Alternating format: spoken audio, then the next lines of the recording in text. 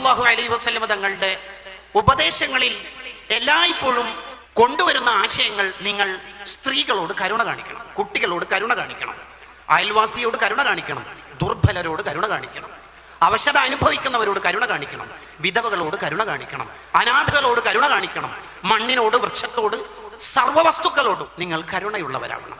അർറാഹിമൂന യർഹമുഹുമുർ റഹ്മാൻ.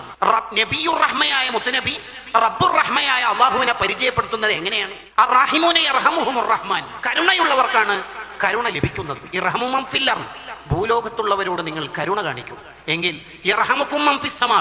ആകാശത്തിന്റെ അധിപൻ നിങ്ങളോട് കരുണ കാണിക്കും. ഇതാണ് ഇസ്ലാം. മല്ലം യർഹം ലാ യുർഹം.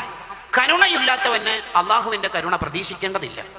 ഇത് ഏതു കാലത്താണ് പറയണത്? കുട്ടികളെ താലോലിക്കലും സ്ത്രീകളോട് കരുണ കാണിക്കലും അപമാനത്തിന്റെ ചിത്രങ്ങളായി കാണുന്ന ഡാർക്ക് ഏജ് കാലത്തെയാണ് നബി സല്ലല്ലാഹു അലൈഹി വസല്ലം തിരുത്തുന്നത്.